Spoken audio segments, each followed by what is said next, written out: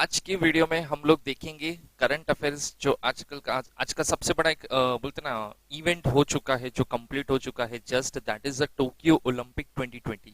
बराबर। तो उसकी कुछ बेसिक इंफॉर्मेशन हम लोग देखेंगे कि ये टोक्यो ओलंपिक जो 2020 में हुआ तो किसने होस्ट किया। बराबर। उसके कुछ इवेंट्स क्या क्या थे, इंडिया में से किसने किसने मेडल जीते। बराबर। तो कुछ और भी बेसिक इंफॉर्मेशन ऐसी है जो शायद आपने नहीं सुनी होगी, तो वो भी इंफॉर्मेशन मैं आपको ये पर्टिकुलर वीडियो में आज बताऊंगा। ठीक है, तो स्टार्ट करते हैं हम लोग टोक्यो ओलंपिक 2020 के ऊपर ये स्पेशल वीडियो जो हम लोग आज पढ़ने जा रहे हैं। ठीक है, तो सबसे पहले हम लोग देखते हैं बेसिक इंफॉर्मेशन। अभी देखो, जब मैं बेसिक इंफॉर्मेशन बोलता हूं ना, तो सबसे पहला क्वेश्चन बेसिक इंफॉर्मेशन में क्या क्या है, तो ये इवेंट कब हुआ, कहाँ हुआ, कौन सी डेट पे हुआ, ठीक है, कितने लोग ने इसमें पार्टिसिपेट किया, तो वो सब हम लोग यहाँ पे आज थोड़ा डिस्कस करेंगे, सो दैट आपको एक बेसिक आइडिया आ जाए कि ये सब चीज जो इवेंट हुए, बराबर, वो कब कहाँ कैसे प्रॉपर तरीके से किए गए हैं। बराबर। तो चलो हम लोग वो देखते हैं, स्टार्ट करते हैं। सबसे पहला आता है हमारा इवेंट डेट।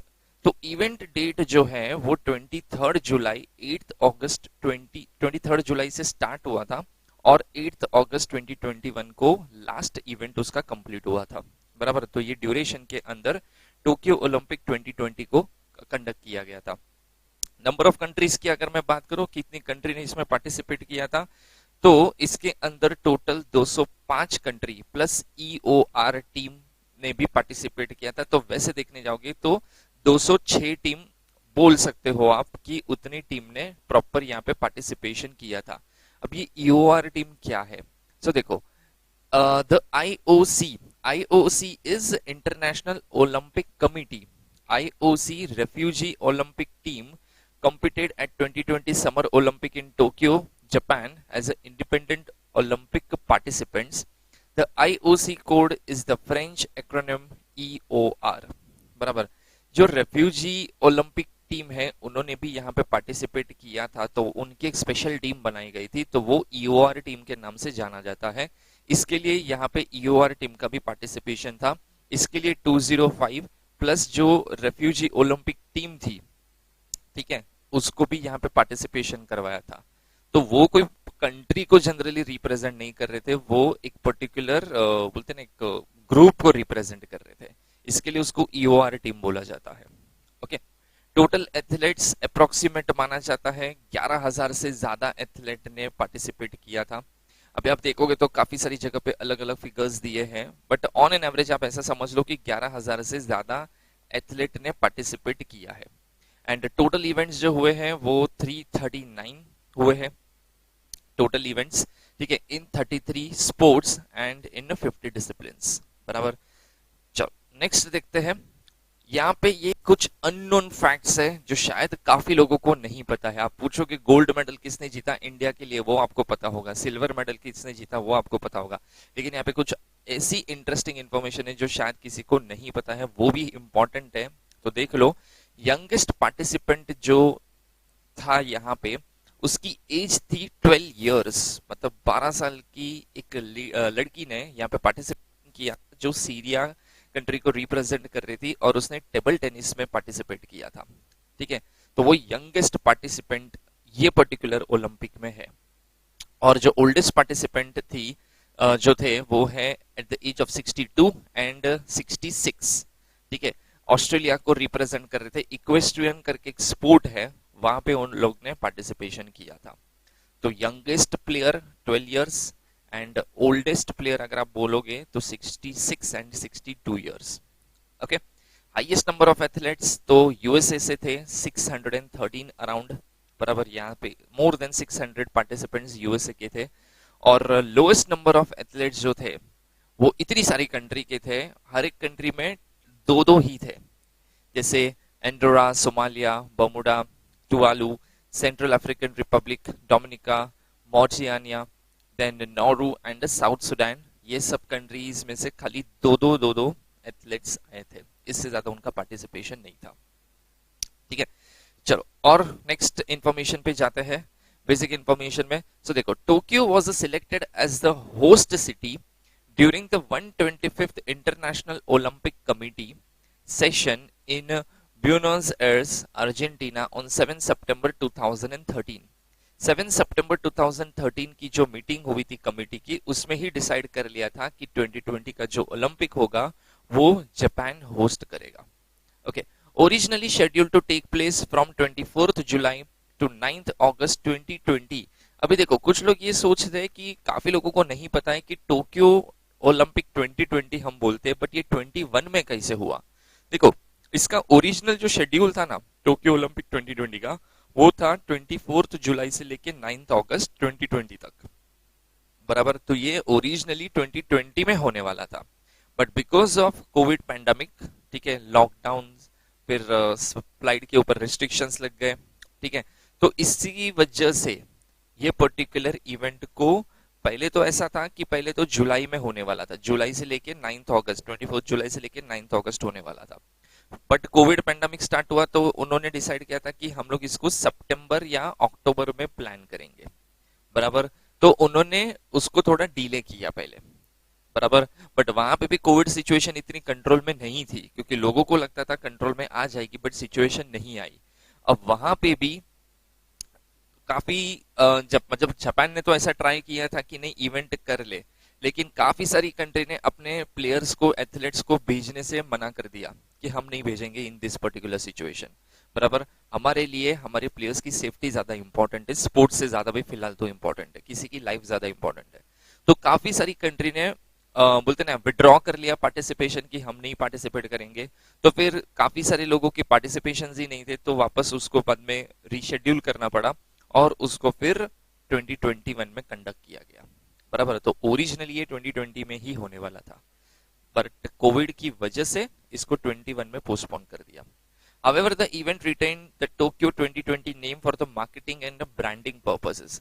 कैसा था कि इनिशियली, अभी देखो, जब मार्च से ये सब कोविड की सिचुएशन स्टार्ट हुई थी इंडिया में, काफी सारी कंट्री में जैन फेब से भी थोड़ा थोड़ा स्टार्ट हो चुका था, बट वो टाइम पे नहीं पता था ऐसे भी दिन देखने पड़ेंगे और ऐसी सिचुएशन आ जाएगी जहाँ पे पूरी, मतलब समझो हर एक कंट्री में, पूरे वर्ल्ड में ऐसे लॉकडाउन्स लग जाएंगे, बराबर। ये किसी ने भी प्रेडिक्ट नहीं किया था। अब वहां पे कैसा था, टोक्यो 2020 के नाम से, क्योंकि देखो ये एक ऐसा इवेंट है जिसको 1-2 साल पहले से मार्केटिंग करनी पड़ती है, ब्रांडिंग करनी पड़ती है। तो जैन 2020, फेब 2020 तक अच्छी खासी ब्रांडिंग तो हो चुकी थी, बराबर, अच्छा खासा प्रमोशन हो चुका था टोक्यो 2020 के नाम पे, बराबर। बट प्रॉब्लम ये हो गया कि अभी ये होने वाला नहीं है। अब इसको 21 में, पहले तो 2020 के एंड में करने वाले थे, फिर 21 में शिफ्ट किया। अब नाम चेंज करेंगे, टोक्यो 2021 करेंगे, तो जो इतनी अच्छी खासी टोक्यो 2020 की ब्रांडिंग की है वो सब खत्म हो जाएगी, बराबर। जो एक बोलते ना पब्लिसिटी कर दिया है, इतने लोगों को आज पता चल गया है पूरे वर्ल्ड में, तो वो कहीं ना कहीं नाम चेंज होने से अफेक्ट हो सकता है। इसके लिए ये सेम नाम के साथ वो इवेंट को कंडक्ट किया गया इन 21, ठीक है। The Summer Paralympic will be held between 24th August and 5th September 2021, 16 days after the completion of the Olympics। अभी ओलंपिक जस्ट खत्म हुआ है, अभी 16 डेज के बाद, that is from 24th August Paralympic होने वाला है, जो 5th सितंबर 2021 तक रहेगा, ठीक है। बात करते हैं जापान की, जो उसने होस्ट किया। ऐसे सिनारियो में भी उसने सक्सेसफुली ये इवेंट को बहुत अच्छी तरीके से कंप्लीट किया। तो उसने ये होस्ट जो है, मतलब जो ओलंपिक उसने होस्ट किया, ये पहली बार नहीं किया है, ये फर्स्ट टाइम उसने किया था 1964 में, आफ्टर दैट 1972 में, देन 1998 में, और अभी 2020 में, बराबर। तो 2020 में उसने होस्ट किया, तो ये उसका 4th टाइम था कि जापान ने जहाँ पे ओलंपिक को होस्ट किया। नेक्स्ट देखते हैं, the 2020 game introduce new competitions and reintroduce the competition that once were held but were subsequently removed. कुछ ऐसे भी प्लान्स थे कि जो एकदम पुराने ट्रेडिशनल स्पोर्ट्स थे उसको भी लेके आएंगे, बहुत अच्छे अच्छे प्लान्स थे। इन्होंने यहाँ तक प्लान किए थे कि जो सबसे फर्स्ट, जैसे देखो यहाँ पे सबसे फर्स्ट इवेंट हुआ था 1964 में, तो वो जो स्टेडियम्स को यूज किया था ना, इनका प्लान था कि हम वो ही स्टेडियम को फिर से यूज करेंगे, और जो 1964 में कुछ स्पोर्ट्स थे जो अभी शायद नहीं खेले जाते इतने बड़े लेवल पे, उसको भी हम इंट्रोड्यूस करेंगे, but because of this Covid situation उन्होंने हो सके उतने स्पोर्ट्स को थोड़े बहुत हटा दिए, बराबर। तो इसके लिए कुछ काफी सारी चेंजेस करने पड़े फिर इनको। New ones includes 3x3 basketball, freestyle BMX and mixed gender team events in the number of existing sports, as well as the return of medicine cycling for men and introduction of the same event for women। ये इस चीज को, ये सब sports को introduce किया गया। New IOC policies also allowed the host organizing committee to add new sports to the Olympic program for just one game। ये सारे इवेंट्स हैं, आप काउंट करोगे तो ये जितने भी इवेंट्स हैं ये टोटल 50 होते हैं, बराबर।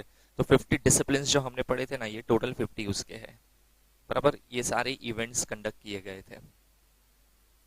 नेक्स्ट बात करते हैं हम लोग मेडल्स की, बराबर। तो जैसे 205 कंट्रीज की मैं बात करूं, अगर वो मैं ईओआर को छोड़ दूं तो 205 कंट्रीज ने पार्टिसिपेट किया, करेक्ट। अब जो कंट्रीज ने पार्टिसिपेशन किया है तो काफी सारी कंट्रीज ऐसी है, मोर देन 100 कंट्रीज जिनको कोई मेडल नहीं मिला है, बट काफी सारी कंट्री ऐसी हैं जिन्होंने बहुत अच्छी तरीके से मेडल को स्कोर किया है। तो ये टेबल है, ठीक है, टॉप 4 कंट्रीज और इंडिया का रैंक कौन सा है। तो फर्स्ट कंट्री है टेबल पे, टॉप पे, स्टार्टिंग में चाइना था, बट लेटर ऑन यूएसए ने लीड ले लिया। यूएसए ने टोटल पूरे ओलंपिक में 113 मेडल्स जीते, जिसमें 39 गोल्ड, 41 सिल्वर एंड 33 ब्रॉन्ज थे। चाइना ने 88 जीते, जिसमें 38 गोल्ड, 32 सिल्वर एंड 18 ब्रॉन्ज थे। जापान ने 58 मेडल जीते, जिसमें 27 gold, 14 silver and 17 bronze. Then Britain fourth rank पे 65 मेडल्स के साथ, 22 गोल्ड, 21 सिल्वर एंड 22 ब्रॉन्ज। अभी आप देखोगे ना, थर्ड 58 है और ब्रिटेन 65 है, तो टेक्निकली देखने जाओगे तो ब्रिटेन थर्ड पे आना चाहिए था, बट नहीं, यहाँ पे गोल्ड की काउंटिंग के हिसाब से लीडिंग बोर्ड डिसाइड किया जाता है, ठीक है। इंडिया 48 रैंक पे है, टोटल 7 मेडल्स के साथ, जिसमें 1 गोल्ड, 2 सिल्वर और 4 ब्रॉन्ज मेडल है, क्लियर। तो ये मेडल्स का टेबल है। काफी सारी कंट्री, जैसे मैंने बोला, जिनको मेडल नहीं मिले थे, बट उन्होंने पार्टिसिपेशन तो डेफिनेटली किया था। अभी हम लोग बात करेंगे इंडियन विनर्स की।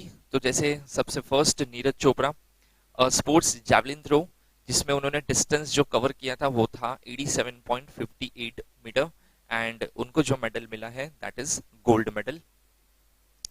सेकेंड मीराबाई चानू, जो इन्होंने स्पोर्ट में पार्टिसिपेट किया था वो था weight lifting, and total KG lifted 202 KG and in 49 women's category. इसमें वेट के हिसाब से कैटेगरी बनाई जाती है।